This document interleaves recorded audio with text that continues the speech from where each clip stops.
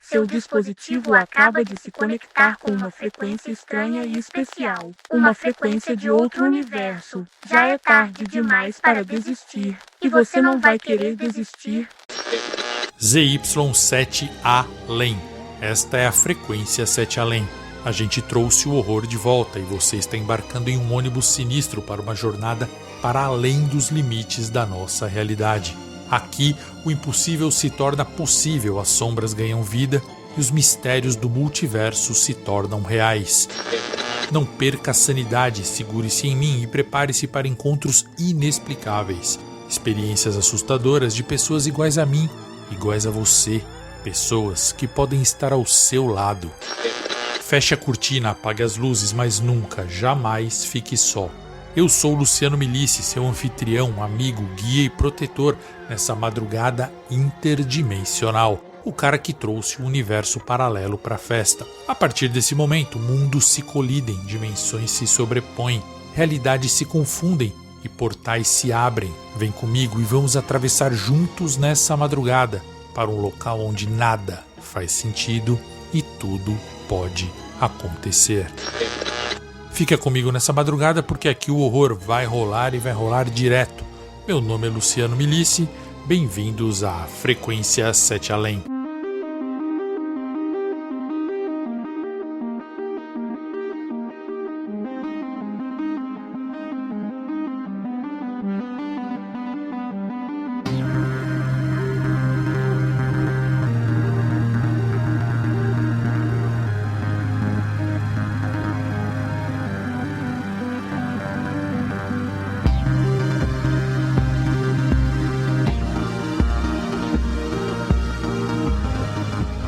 Relato enviado pelo Diego. Olá, Luciano, tudo bem? Me chamo Diego, tenho 35 anos e sou engenheiro de alimentos. Acompanho seu canal desde 2021. Nunca imaginei que um dia estaria te enviando um relato. Pois bem, essa é a minha história de como fui parar em 7 Além e visitei o meu próprio apartamento enquanto eu estava lá. Bom, pelo menos eu acredito que lá seja 7 Além. Na cidade onde eu moro tem um parque, e nesse parque tem uma roda gigante, estilo aquela London Eye de Londres. Ela é linda e imensa, e eu posso vê-la da janela do meu apartamento. Sempre tive vontade de ir, mas nunca tive coragem por ter medo de altura, até que um dia eu resolvi me desafiar e ir. Eu estava de férias e escolhi uma manhã fresca e ensolarada para ir. Fui sozinho mesmo para contemplar um tempo com a minha própria companhia. A vista lá de cima era incrível, o dia estava lindo e eu até me esqueci do medo de altura. Pena que isso durou pouco. Acho que vale comentar aqui que desde o dia em que eu descobri o termo 7 Além, num post do Facebook que perguntava qual é a sua teoria da conspiração favorita, e alguém acabou comentando sobre 7 Além, eu não sabia o que isso significava, fiquei curioso e fui pesquisar. Acabei encontrando o seu canal, Luciano. E olha só, desde então eu passei a ouvir todas as histórias. Eu adoro essas coisas de medo. E todo dia eu ouvia vários vídeos enquanto trabalhava no laboratório. Eu adorava também contar as histórias para um colega de trabalho que morre de medo dessas coisas. É assim mesmo que tem que fazer, tem que assustar os amigos, tá? Nunca esqueçam. Essa, provavelmente, eu não irei contar para ninguém conhecido, essa minha história. Apenas contarei para você contar no seu canal. Mas não contarei para quem é próximo. Principalmente porque eu duvido que eles acreditariam. Nem mesmo eu acreditava. Para mim, era apenas diversão. 7 Além era apenas um assunto genérico, já que eu sempre gostei de coisas de temática de terror. Só sei que eu olhava pela janela da cabine da roda gigante, então, só para contextualizar, ele desceu ali e resolveu enfrentar o medo dele e descer até o parque de diversões e encarar a roda gigante que ele tinha tanto medo. Eu estava lá, na roda gigante, apreciando aquele calor do sol durante o dia. Eu não notei nada de diferente, a paisagem estava igual, tudo estava muito parecido com um dia normal ensolarado. Até que, fração de segundos, o sol piscou. Não igual o sol do Teletubbies, que é um bebezinho que pisca e sorri, não é isso. O sol apagou e voltou. Mas uma coisa muito rápida, porém impossível de não perceber. Imagina o desespero de uma pessoa que está no mundo e o sol pisca. Assim que o sol piscou de leve, eu notei que o mundo deu uma leve distorcida e de repente tudo ficou escuro. E quando eu abri os meus olhos, eu estava olhando para o teto da cabine. Eu estava deitado olhando para o teto da cabine da roda gigante, onde eu havia entrado sozinho. Isso mesmo, vale lembrar que eu havia entrado sozinho. Ao mesmo tempo que eu despertei, confuso, eu percebi que tinha alguma coisa fazendo aquele barulho de lâmpada quando está em curto ou está falhando, aquele barulhinho chato. Era a lâmpada da cabine da roda gigante. A minha vista foi então se adaptando ao escuro, tentando entender aquele novo ambiente. Eu estava ainda na mesma cabine, mas lá fora era noite, uma noite muito densa, com nuvens cinzas no céu e uma lua brilhante. Óbvio que eu fiquei assustado, eu fiquei embasbacado. E eu levei alguns instantes para entender e para acreditar que eu estava assim acordado, como estou agora, Luciano, escrevendo isso para você. O que antes era uma pintura branca e brilhante, novíssima, que é o que eu posso dizer que era aquela cabine, agora estava toda descascada, manchada, corroída, desgastada, arranhada, destruída, empoeirada. Lá fora não dava para enxergar mais muita coisa por causa da escuridão. A cidade à minha frente estava toda escura, mas eu reconheci que eu ainda estava no parque, no mesmo parque. Havia caminhos iluminados por postes com luzes amarelas bem fraquinhas, dessas que a gente vê em cidades do interior, sabe? E não havia ninguém. Não que eu pudesse enxergar daquela altura, mas eu me inclinei para olhar melhor pela janela da cabine da roda gigante e eu ouvi um horrível rangido metálico assustador. A cabine tombou um pouquinho. Na hora meu coração acelerou, meu fôlego faltou e eu reencostei para trás e voltei para o meio do meu assento, na esperança de equilibrar a cabine, que balançou um pouco ainda e continuou rangendo até se estabilizar. E eu pensei, bom, desde que eu não me mexa, tudo vai ficar bem. O problema é se eu me mexer muito. Eu fiquei paralisado. Olhei para as outras janelas e eu nunca senti tanto medo na minha vida. Porque toda a roda gigante estava enferrujada e velha. E o pior, a roda gigante inteira também estava inclinada, como se ela fosse uma torre de Pisa. Ela estava um pouquinho tombada. E eu pensei comigo, essa merda vai cair a qualquer momento. Eu fiquei paralisado, tentando me acalmar.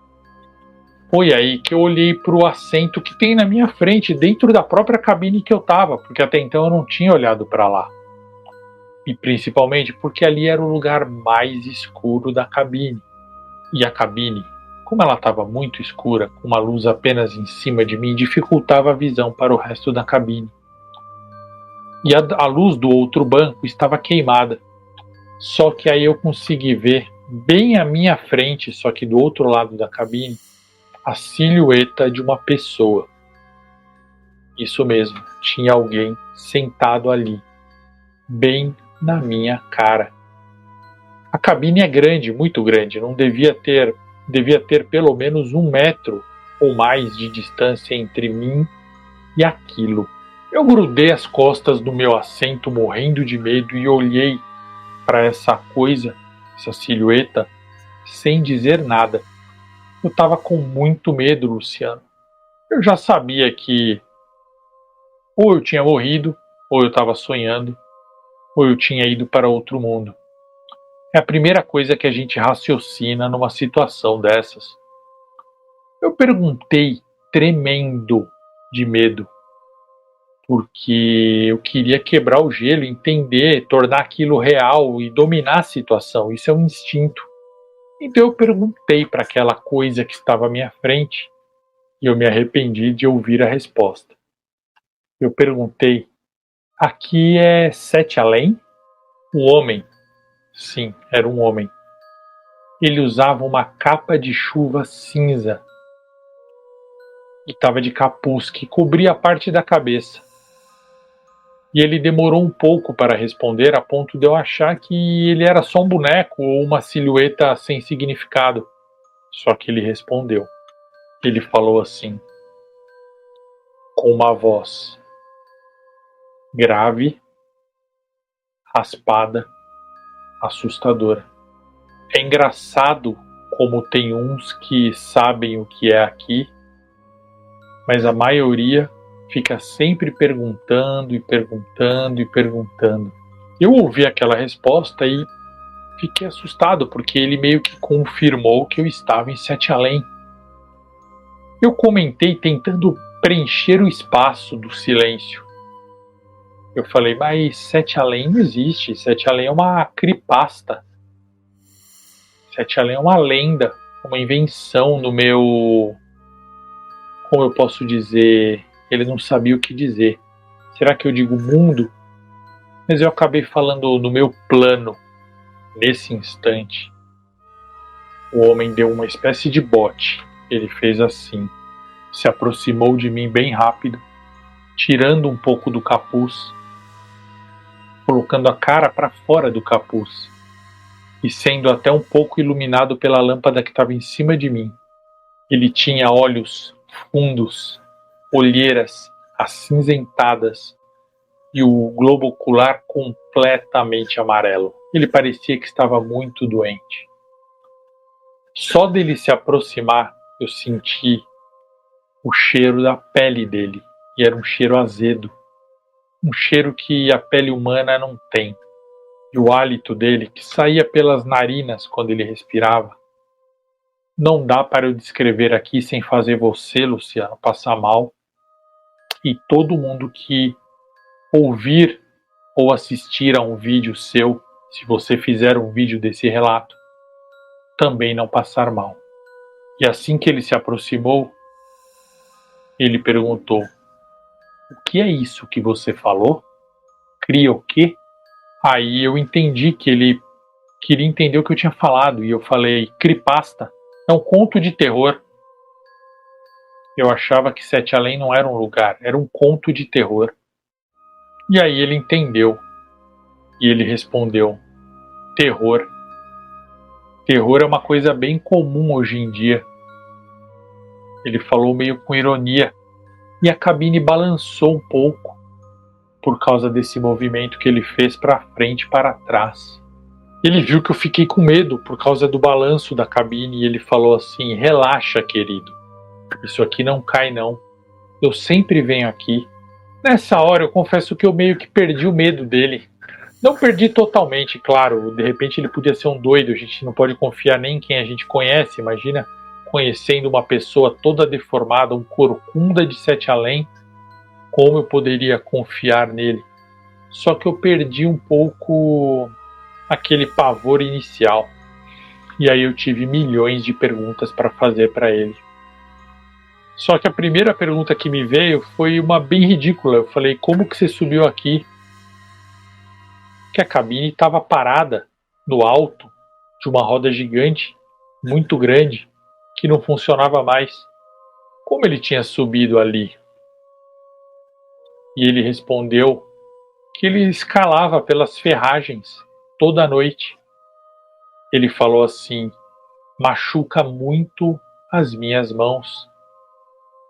E aí, então ele tirou umas bandagens e a mão estava toda esfolada e com sangue. E o sangue dele cheirava mal. E ele disse assim: dói para escalar, mas dói menos do que as mordidas dos pipos. Já estava apavorado, tremendo, sem saber o que dizer. Mas como se eu quisesse conquistar a amizade daquele estranho. Eu perguntei: o que são pipos? E ele falou: ué, são aquelas coisas que estão andando lá embaixo no parque, você não viu?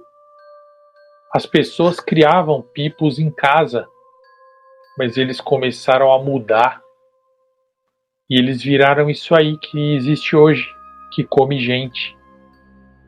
Eles vão primeiro comendo a pele, puxando a pele, descascando. Depois eles comem a carne.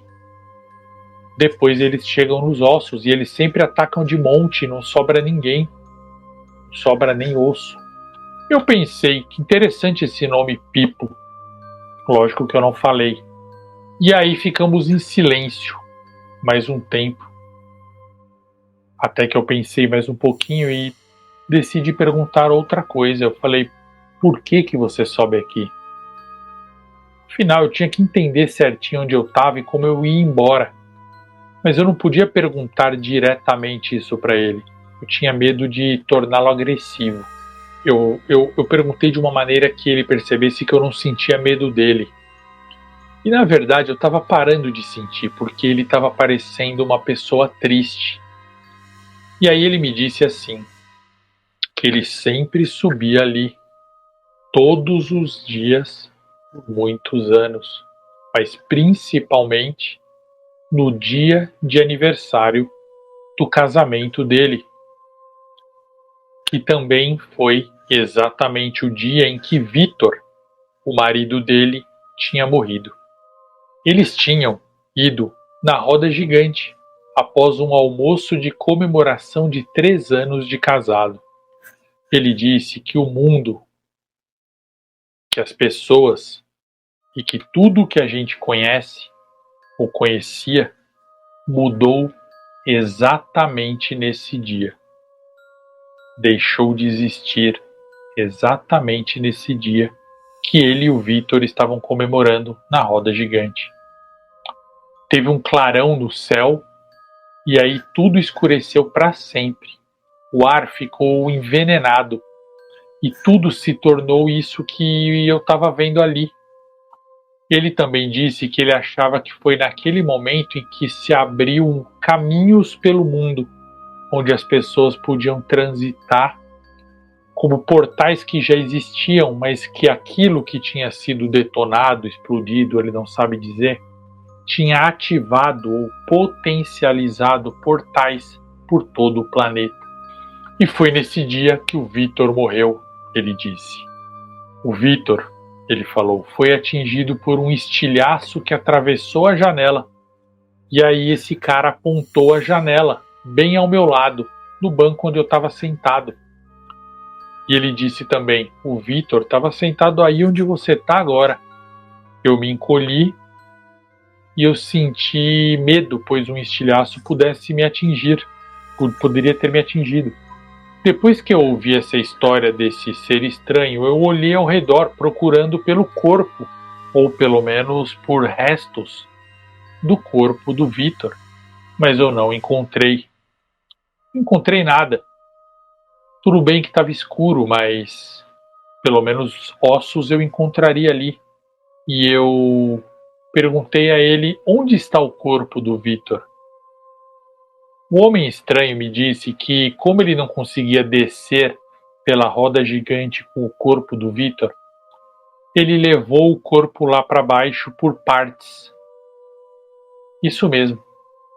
Pouco a pouco ele foi desmembrando o amor da vida dele com uma serra. Quem nunca, né, fez isso? E levou parte por parte até lá embaixo. Essa é a minha concepção de amor aos pedaços. Ele foi levando dia após dia, pedaços por pedaços do Vitor para baixo. Eu era jovem na época, ele disse. Mas ele também disse que mesmo assim levou muito tempo para ele concluir essas descidas e subidas. E lá embaixo, ao pé da roda gigante, ele costurou o corpo do Vitor e deu a ele um funeral cristão decente, um funeral apropriado. Ao ouvir isso, eu queria vomitar só de imaginar como aquelas coisas devem ter acontecido. Eu pensei que com certeza esse homem enlouqueceu ao passar por uma experiência dessa. Quem não enlouqueceria? Nessa hora, eu que tinha quase perdido o medo, comecei a sentir desespero de novo. Claro, aquela figura sentada na minha frente começou a me dar calafrios novamente. E se ele quisesse me cortar? Então eu não aguentei, gente. E eu falei: por favor, me ajuda a sair daqui, me ajuda a descer e ir embora, me ajuda a voltar para minha casa, para minha família. Ele ficou parado me olhando, eu juro, por 1 minuto, sem falar nada. Tentem fazer isso com alguém. Ficar 1 minuto quieto olhando para uma pessoa depois que ela perguntou alguma coisa ou te pediu. Foi isso que aquele estranho fez. Depois que eu pedi para ele me levar. Ele ficou quieto, me olhando por 1 minuto. E depois disse: você se parece tanto com ele. Não vai embora não, fica aqui comigo. Eu disse que eu precisava voltar, que eu tinha família, que eu estava assustado, com medo daquela roda gigante desabar e daquele mundo estranho onde eu estava.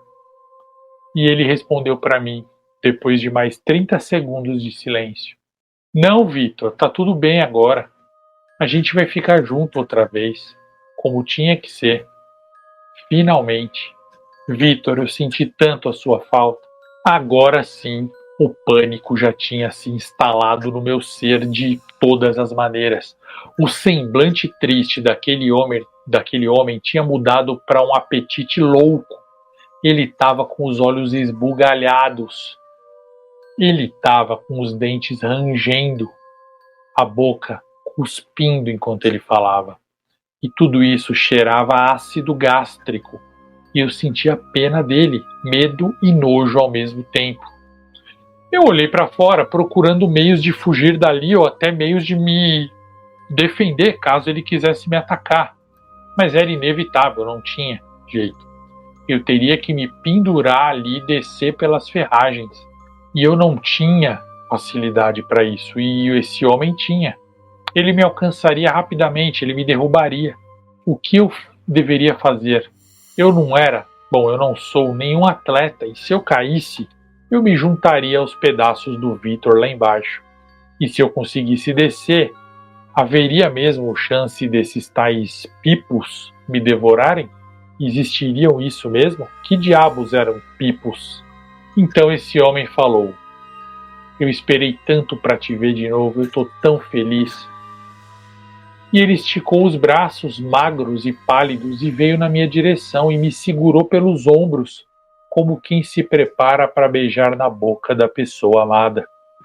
E eu me encolhi enquanto ele abriu aquela boca fétida e de dentro saiu uma língua mutante, uma língua pontuda e enorme, comprida e da cor acinzentada, e ela veio serpenteando no ar em direção à minha boca. Eu me contorci, lutei, tentando me livrar daquilo, mas a criatura me segurou muito forte. Eu fechei a minha boca com força e aquela língua atingiu meu rosto e me lambuzou com uma saliva com cheiro de esgoto, viscosa, nojenta. E eu consegui gritar: eu não sou o Vitor, pelo amor de Deus. Eu lutei com todas as minhas forças para me soltar, até que eu consegui empurrá-lo com o meu pé. Dei um coice nele para trás, e ele foi realmente para trás alguns passos e caiu sentado no banco do outro lado. O rosto dele expressava ao mesmo tempo confusão, tristeza e ódio. Começou a dizer coisas sem sentido. Ele começou a dizer. Até então ele estava sendo a fada sensata, né, na opinião do nosso amigo Diego. Ele começou a dizer coisas sem sentido, a falar com o Vitor, como se o mesmo estivesse ali, como se eu fosse ele, como se ele estivesse conosco, nós três. De repente ele surtou e começou a pular e bater na cabine como um doido, como se fosse um macaco louco. Batia a cabeça nos vidros, pulava, batia no teto. Nessa hora, Luciano, eu notei que as pernas e os braços dele eram longos, muito longos em comparação ao corpinho enrugado e torto de corcunda dele. Tudo balançava na cabine e rangia, e saía poeira da ferrugem, que flutuava no ar essa ferrugem, esse pó, e a luz piscava cada vez mais, e a cabine tombava e balançava e depois tombava, e eu pensei, agora é que eu vou morrer em outro universo, numa cabine estranha, com corcunda mutante, achando que eu sou marido dele. Numa dessas, a portinhola da cabine se abriu, e o coitado, que estava todo agitado, diferente de mim que estava me segurando na cadeira, ele perdeu o equilíbrio e foi caindo da cabine, que já estava muito inclinada para um lado da portinha. Parecia que, devido ao peso dele concentrado naquela ponta, a cabine não ia ter como voltar, enquanto ele não voltasse para o meio para equilibrar novamente. Eu me segurei como eu podia do outro lado, mas ele se esticou os bracinhos e me segurou pela camisa, me puxando ou me tentando se escorar. Até que ele disse, não me deixa cair, Vitor, por favor. Seu olhar era de puro medo e tristeza. No fundo, eu senti muita pena dessa criatura maluca. Mas eu não queria cair, e nem teria força para puxá-lo de volta.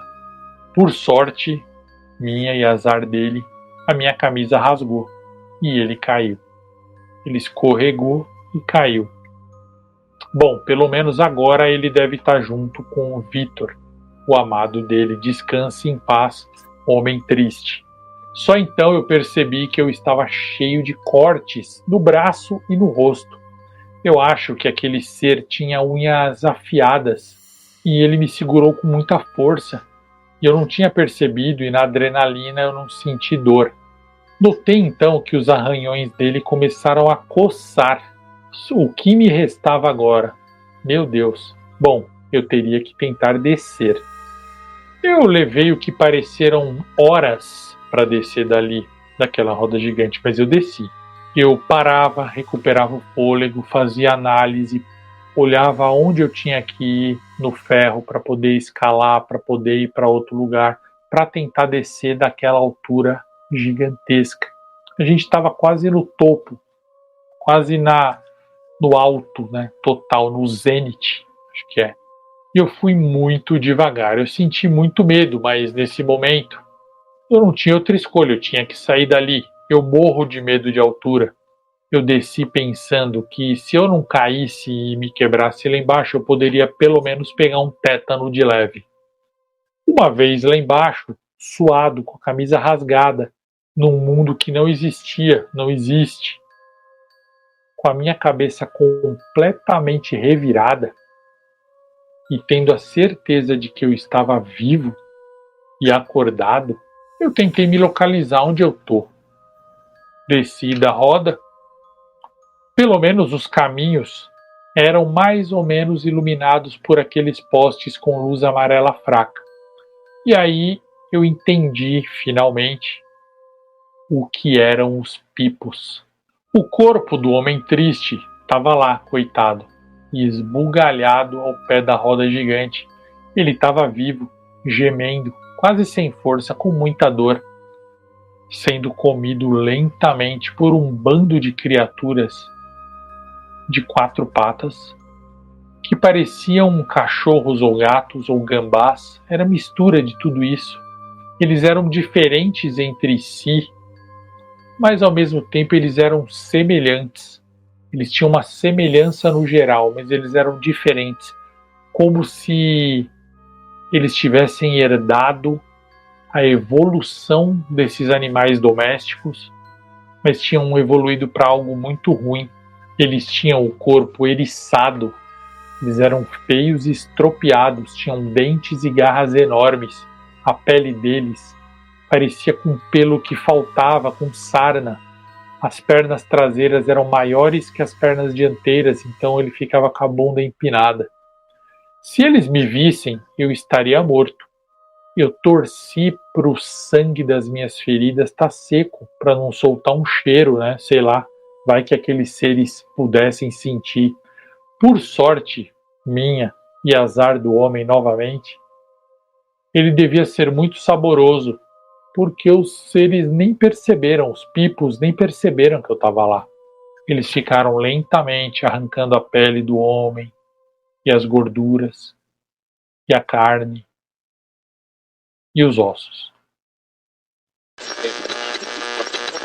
Invadi a frequência para te pedir um favorzinho de chocolate. Não se esqueça de curtir esse relato, se inscrever no nosso podcast, se inscrever também no nosso canal de YouTube e seguir a gente nas redes sociais. @oficial7além. Continue agora com o relato. Obrigadinha de morango. Eu senti pena dele, mas eu não seria capaz de ajudá-lo não. Eu não conhecia ele e eu acho que não teria como salvá-lo já. Devagar eu me afastei, tentando não fazer barulho. Eu já conhecia o parque, afinal é o parque que tem perto da minha casa, do meu apartamento. Então eu pensei que não seria tão difícil eu sair dali, supondo que eu tivesse realmente num mundo parecido com o nosso, ou uma configuração bizarra do nosso mundo. Bom, eu pensei em ir para o meu apartamento, que ficava a 30 minutos andando lá do parque. Atravessando a ponte, eu tinha que passar por cima da marginal do rio. Eu não vi ninguém pelo caminho, mas eu esperava encontrar alguém que pudesse me ajudar a voltar. Uma pessoa que pudesse me orientar e não fosse maluca. Na maioria dos relatos do seu canal, Luciano, as vítimas encontram muita vida em Sete Além. E também pessoas dispostas a ajudar e pessoas expulsando eles de lá. Mas eu não encontrei nada disso, nenhuma alma viva nesse caminho. Será que elas estavam escondidas? Haveria de ter gente ali?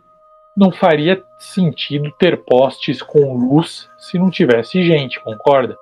Ainda que em péssimo estado, aquele mundo parecia habitado. E além disso, o homem triste, ele era uma evolução, sei lá, uma deformidade humana. Então, de repente, poderiam haver outros. Mas a maioria das coisas que eu vi era coisas velhas, destruídas e árvores mortas. Finalmente eu cheguei a um lugar com movimento, com pessoas. De fora eu olhei e reconheci, era um bar que aqui no nosso mundo as meninas fazem performances sensuais à noite. É um bar que fica a um quarteirão do meu apartamento. Vi que aquele bar tinha movimento lá dentro. Então eu entrei para ver se eu conseguia ajuda. Era tipo um bar mesmo e tinha algumas poucas pessoas sentadas bebendo. Eu pedi por ajuda e a mulher atrás do balcão me disse que não era assim que eu devia ter feito. Eu não podia ter entrado ali. Eu devia ter ido embora. Eu não era bem-vindo lá. O bar estava todo destruído.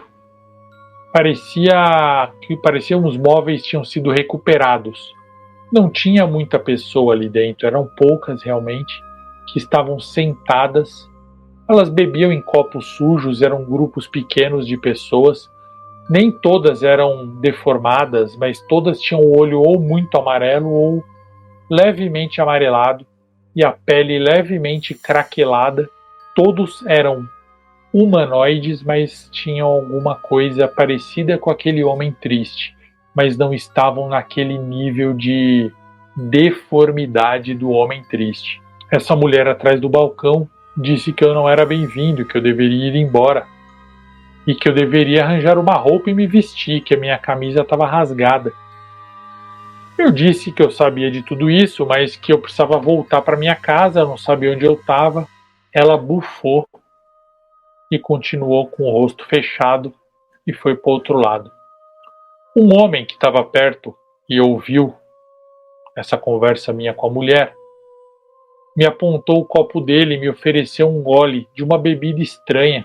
Eu agradeci, mas eu não quis beber, então ele me disse assim: olha só, Existem lugares por aqui que têm passagens e portas escondidas que te levam para o tempo e para o lugar certo, ou para o tempo e para o lugar errado. São armadilhas que agora estão ativadas em todo lugar, que você pode cair a qualquer momento, como se fossem ralos, buracos. E você deve ter caído em uma do seu mundo que trouxe você para cá. Você tem que ver um jeito de voltar para lá. Eu perguntei onde eu poderia encontrar uma porta, uma passagem, um ralo desses. Ele disse que ele só tinha ouvido falar, que ele nem acreditava muito nisso, que era só uma coisa que o povo dizia, porque sempre apareciam estranhos por lá. Sempre apareciam pessoas saudáveis, perdidas, sem entender o que estava acontecendo, assustadas, machucadas, e que essas pessoas ou iam embora de repente, sumiam, ou ficavam lá para ficar igual eles, ou morriam. Era esses 3 destinos apenas, mas que a maioria das pessoas ficavam por lá, ficavam assimiladas lá para sempre. Eu agradeci esse homem, quis dar uma andada pelo bar, mas eu notei que ninguém queria falar comigo nem me dar atenção. Elas tinham ranço, raiva das pessoas que não eram de lá. Meio que parecido com os relatos que você conta aí, Luciano. Num canto, eu vi uma criança. Estranho, não? Curiosamente, era uma criança até que bonitinha. Uma menina. Uma menina com aparência meio saudável, mas que também tinha algo de deficiente daquele mundo. Ela segurava um Sansão, um coelho azul de pelúcia todo rasgado. E ela viu que eu estava tentando falar com as pessoas e ela se aproximou de mim e falou assim: tio, você veio da casa da minha mãe? Eu falei: eu não conheço a sua mãe. E ela falou assim: a minha mãe voltou para a casa dela, você veio de lá? Você pode me levar para encontrar minha mãe? Eu não entendi muito bem. E eu falei: como assim? Como sua mãe voltou? Como ela veio de lá? Me explica direito. E aí ela falou assim: a minha mãe chorou quando teve uma lembrança. E aí ela foi embora. A menininha, claro, não sabia explicar direito as coisas. Eu não entendi muito bem. Então a mulher do balcão, aquela com a cara fechada, chata pra caramba, resmungou assim: aquela imunda daquela mulher chamava Ana. Ela viveu com a gente aqui um tempão. Ela veio que nem você e morou aqui um tempão com a gente. Ela tomou meu filho de mim. Ele, meu filho, até se matou quando ela sumiu. E ainda ela me deixou com essa porcaria aí, ó, para criar essa abominação aí dessa menina. Ela falou isso apontando para a menina e entrou no fundo do bar. O homem que estava bebendo do meu lado meio que explicou que eu já tinha entendido, que a tal mulher era realmente parecida com pessoas perdidas como eu, pessoas que não aparentam ser dali. Só que essa mulher, com o tempo, não conseguia ir embora, ficou por lá trabalhando no bar, até que ela se engraçou com o filho da dona, se juntou com ele, tiveram uma filha, que é a menininha que está com o coelho. Mas então a mulher desapareceu, e o homem não aguentou de tristeza e foi lá nos bichos do parque se entregar. A menininha, ouvindo isso, disse assim: ela não desapareceu, minha mãe não desapareceu, ela voltou para casa no dia que eu encontrei esse coelho. Porque no dia que eu encontrei esse coelho, minha mãe falou que ela também tinha um coelho, aí ela chorou e foi embora. Aí eu entendi o que a menininha quis dizer, que a lembrança do coelho ativou a passagem da mulher. Mas eu já estava confuso e desenganado de tudo, estava apavorado. Eu achava que eu estava morto, então eu estava sonhando, porque eu vi muito relato de Sete Além no canal, então eu pensei, eu acho que eu fiquei tão influenciado que eu bati a cabeça, ou a roda gigante caiu e eu estou sonhando em algum hospital, porque isso é impossível. Mas Luciano, esse era o sonho mais lúcido que eu já tive. Eu resolvi então aproveitar e seguir até o caminho do meu apartamento, e eu fui devagar, com muito medo, olhando nas ruas, mas não tinha nada de especial além de muita coisa velha e árvores. Chegando no meu prédio, a porta estava arrebentada, a porta da portaria, mas tinha um porteiro lá, um homem. Já estava amanhecendo, devagarinho no horizonte, mas ainda estava escuro, e dava para ver que mesmo com a luz do dia o céu ficaria escuro, que era um lugar que permanecia em trevas. Esse porteiro tinha um cheiro muito forte daquelas pessoas daquele lugar. Ele fedia muito, mas ele não tinha a cara amedrontadora, nada disso. Ele era mais simpático. Antes de eu falar qualquer coisa, quando eu me aproximei do prédio, porque eu ia tentar convencê-lo a me deixar entrar, mas ele sorriu para mim. Os dentes dele eram poucos e eram podres. E ele falou para mim com uma voz muito horrível: 6h30? E eu falei: como? E ele repetiu: 6h30? E aí eu entendi e falei: sim, 6h30. Por que isso? Porque mesmo eu estando a pé, ele me deu a tag do estacionamento do meu apartamento, que é o apartamento 30 do bloco 6.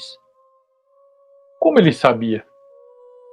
Eu não reconheci esse homem, ele não era o porteiro do meu prédio, ele não era funcionário daquele condomínio. Só que ele me disse 6h30 e me deu a tag. Ele sabia quem eu era. Eu subi as quadras até a minha torre e entrei. Então eu fui andando por meio daquelas torres até chegar nas 6 e eu entrei. Obviamente o elevador já não existia mais. Estava sem a porta e só tinha o fosso. E dava para ouvir sons de animais estranhos no fundo lá do fosso. Não sei o que eram. Obviamente eu tive que subir de escada, mas não é tão complicado, eu moro no 3º andar. No corredor tinha 5 portas, 2 de cada lado e uma no final, bem em frente comigo. E parada em pé nessa porta dos fundos, tinha uma mulher que usava um avental rendado branco muito velho, velho e sujo, de algo que parecia ser molho. Ela tinha a mesma aparência das pessoas, olhos cansados, amarelados, olheiras cinzentas, pele craquelada, branca, rachada. Os membros, eram maiores, os braços mais finos, mas ela não era tão deformada ainda. Ela me cumprimentou e disse assim, com uma voz estranha também: quanto tempo eu não te vejo, pensei que você nunca mais fosse voltar ou que tivesse morrido. Nossa, mas o que você está tomando? Você não envelhece? Você não se contamina? Você está muito parecido com o Vitor. Se o senhor Maurício te visse, ele ia gostar de te ver. Mas ele não está aqui hoje, ele foi lá no parque, você sabe, ele foi lá na roda gigante para lembrar do Vitor. E eu fiquei embasbacado com aquilo. Afinal, estava evidente que o senhor Maurício era o homem triste que eu tinha, vamos dizer assim, visto cair lá da roda gigante a mais de 60 metros de altura e ser comido pelos pipos. Eu perguntei para essa mulher como ela me conhecia e quem eram aqueles dois, o Vitor e o Maurício. Ela fez cara de confusa e apontou para a porta deles, onde eles moravam, que era exatamente em frente à porta que dá no meu apartamento. Eles eram meus vizinhos de porta. Eu respondi que ela deveria estar me confundindo com outra pessoa. E ela disse: eu sou a síndica. Eu lembro de cada um de vocês. Você que foi embora, sumiu, voltou aí todo saudável e jovem, e esqueceu. Ou então a bomba mexeu com a sua cabeça. Quando ela falou bomba, eu imaginei que isso que o homem triste tinha dito quando ele mencionou um clarão e o fim do mundo. Ela olhou para mim com aqueles olhos amarelos e disse: bom, eu tô ocupada agora, mas eu te vejo depois. Só não sai no pátio que hoje é dia do ranca-tripa. Só me dá trabalho esse puto do ranca-tripa. Ela virou as costas e entrou no apartamento, fechando a porta atrás dela. Eu queria muito saber o que seria um ranca-tripa, mas só pelo nome eu acho que não é muito bom chegar perto. E ela ainda falou: não é bom você ir no pátio hoje? Será que essa mulher não conseguia perceber que eu era de fora? assim como as outras pessoas de Sete Além perceberam? Porque ela interagiu comigo como se eu fizesse parte daquele mundo, como se eu tivesse a par de tudo. Eu me virei para a porta do número 30, que seria mesmo talvez o meu apartamento, e entrei. A porta estava destrancada. Tentei acender as luzes, mas apenas uma única luz acendeu quando eu apertei o botão, uma luz fraca, amarelada. E eu notei que era exatamente a mesma planta do meu apartamento, que o prédio tinha a mesma planta, mas os vidros das janelas estavam tão sujos que mal dava para ver lá fora. Eu fiquei curioso, vai que dava para ver o ranca-tripa lá embaixo, mas também tive medo, afinal eu estava só no terceiro andar. Se alguém quisesse subir para me encontrar, era rapidinho.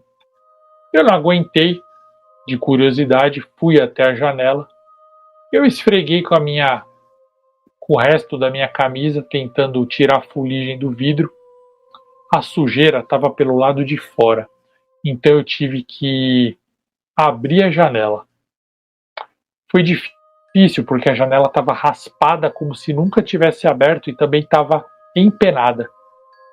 Eu olhei por tudo lá fora, enquanto a minha vista se acostumava de novo com o escuro, e lá na frente do pátio, lá no canto direito, eu vi uma forma humana. Alguém que devia ter uns 3 metros de altura, mais ou menos, bem alto mesmo. Estava nu, bem barrigudo, com a cara encostada no prédio garagem, e ele tinha os braços finos e compridos, e a cabeça pequena. Ele gemia, um som triste e agudo, como se ele estivesse sentindo dor por ser o que ele era. Eu fiquei olhando para aquilo, até que eu vi um pessoal lá embaixo, arrastando o que parecia ser uma mangueira grossa dessas de incêndio. Eles ligaram a mangueira e começaram a jogar nesse bicho para expulsar ele do prédio. Parecia que eles já faziam isso sempre. Eles queriam que o bicho saísse do condomínio. E eles gritavam um pro outro: vai, segura a mangueira, levanta, não sei o que, jogando água no ranca-tripa. O bicho não gostou nem um pouco. A água incomodava ele, mas ele tentou também se aproximar de algumas pessoas, até que ele pegou o que estava mais perto.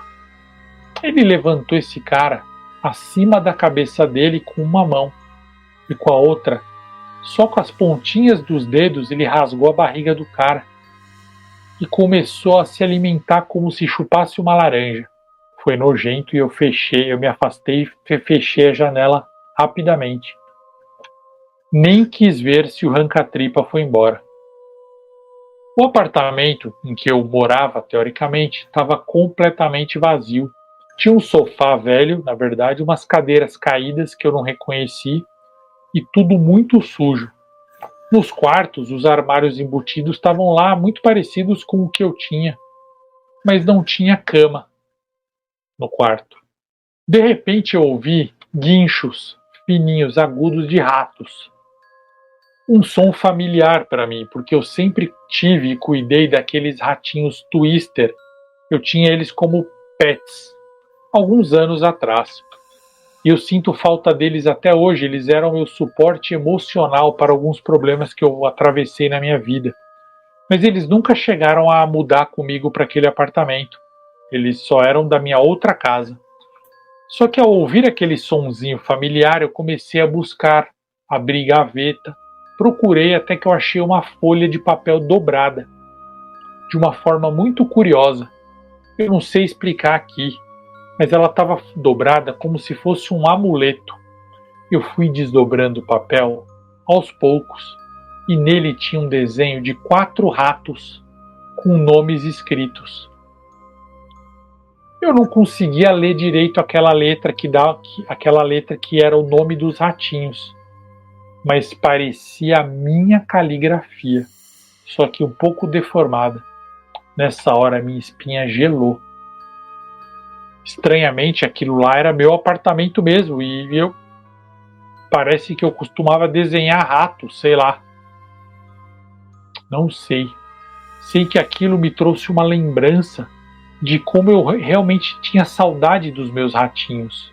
Eu dei um pulo de susto quando eu ouvi um guinchado muito alto de rato perto de mim. E de repente eu ouvi outro. E ouvi outro. E esses guinchos foram aumentando e se aproximando de mim. E eu caí no chão do quarto. Eu não sabia de onde esses guinchos vinham. Estavam cada vez mais perto, mais intensos, em maior número, como se eu estivesse sendo soterrado por ratos. Pareciam que eram milhares e eu me encolhi no chão, fiquei em posição fetal, tampando os meus ouvidos, porque ao mesmo tempo que eu tinha saudade dos ratos, eu estava com medo. E eu fechei os meus olhos, porque não eram ratos fofos que eu estava ouvindo, eram ratos aterrorizantes. Mas eu não estava vendo nada, não tinha ratos ali. Até que eu ouvi uma frase: Senhor, o senhor precisa de uma água? Tá tudo bem? Eu abri os olhos e uma luz intensa tomou conta do meu rosto e eu estava na cabine da roda gigante, a cabine que eu tinha entrado sozinho naquela tarde. Eu tinha voltado para a realidade, vamos dizer, para o nosso tempo ou para a realidade, ou para o nosso universo, não sei. O dia estava ensolarado e o assistente da cabine da roda gigante estava meio que com tédio, porque ele viu que eu estava bem, mas ele tinha que me socorrer. Ele me deu a mão para eu levantar e sair da cabine. Lá fora eu vi muitas pessoas aguardando a vez, ficaram tudo me olhando com curiosidade. E ele me levou até uma espécie de gerente que tinha ali perto mesmo, e esse gerente perguntou o que tinha acontecido comigo, porque eu estava com um rasgo muito grande na gola da camisa e meus braços estavam arranhados. Então ele tirou uma foto do meu rosto com o celular e disse que eu não poderia ir mais lá sem companhia de outra pessoa, porque eles acharam que eu passei mal ou tive algum surto lá e fiquei me arranhando e podia pular, coisas assim. Até me recomendaram que eu fosse a um médico.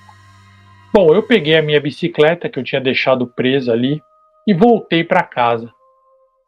Eu sou novo nesse bairro, então eu comprei esse apartamento há menos de um ano, então eu não conheço muito bem os meus vizinhos. Então quando eu cheguei no meu prédio novamente, subi no meu apartamento, eu fiquei parado por um bom tempo olhando para a porta de frente à minha, do vizinho da frente. Eu até quase toquei a campainha, mas eu não tive coragem. Eu não tenho coragem de perguntar para os vizinhos, para os outros vizinhos, o nome das pessoas que moram ali em frente. Eu tenho medo, na verdade, não é nem vergonha de perguntar, mas eu tenho medo de realmente serem eles. Eu tenho medo de encontrar no hall ou no elevador. Vai que eu encontro o Maurício, o seu Maurício, que era o homem triste, ou o Victor, que foi picotado, e que eles moram ali, são um casal feliz. Ou ainda, será que eles vão morar lá ainda? Vai que eles ainda não moram ali? Vai que aquela síndica ainda vai morar naquele prédio? E por que eles me acharam parecido com o Victor? Isso também me encafifou muito. Eu não tenho nenhum parente com esse nome.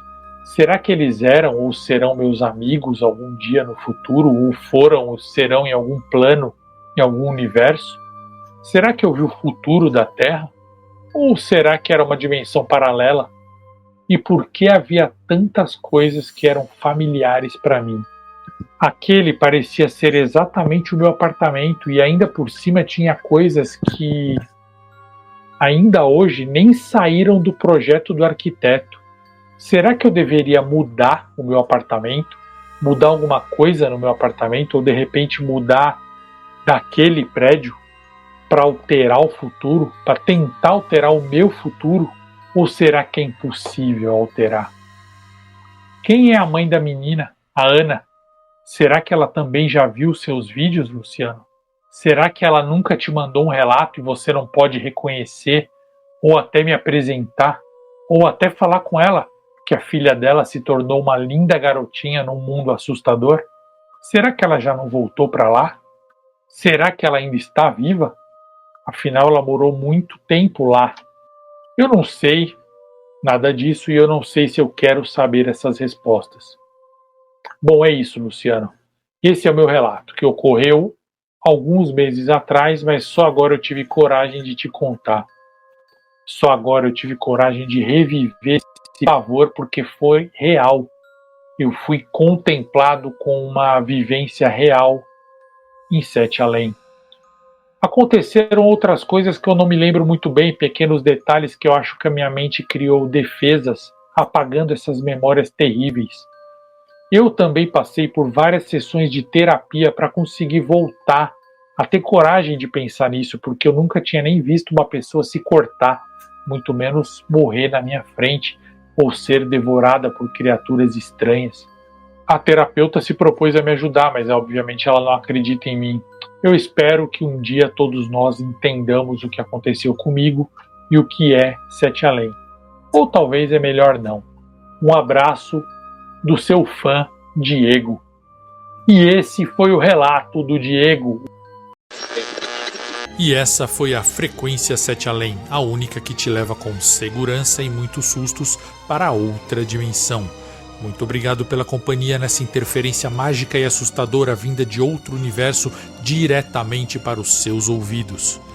Fica comigo nessa madrugada porque aqui o horror vai rolar e vai rolar direto. Meu nome é Luciano Milici, nos vemos em Sete Além. Sete Além, a gente trouxe o horror de volta.